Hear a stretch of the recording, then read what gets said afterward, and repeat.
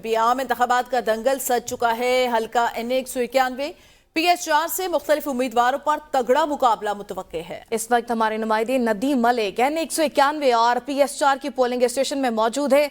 मजीद उनसे जानते हैं। जी नदीम, आगाह कीजिएगा। जी बिल्कुल, मुल्क के दीगर शहरों की तरह कश्मीर में भी जो आम इंतखाबात का दंगल है वो सज चुका है।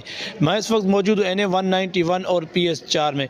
NA-191 पाकिस्तान पीपल्स पार्टी के जानब सरदार अली जान खान मज़ारी, उसके मद्दे मुकाबले है जो JUI के फे उम्मीदवार मीर शाहजैन खान बेजरानी।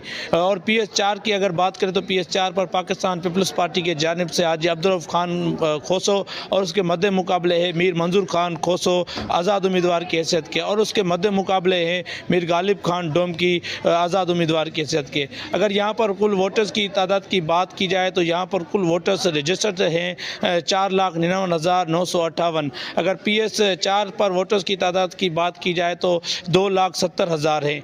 अगर यहाँ पर सिक्योरिटी की बात की जाए तो पुलिस की भारी नफरी तैनात की गई है, और पुलिस के भारी नफरी के साथ साथ रेंजर्स और आर्मी के जवान भी तैनात किए गए हैं। और जो यहाँ पर वोटिंग का अमल है सुबह 8 बजे से जारी हो चुका है, और यहाँ पर बगैर किसी वफ़क़े से शाम 5 बजे तक वोटिंग जारी रहेगी। जी।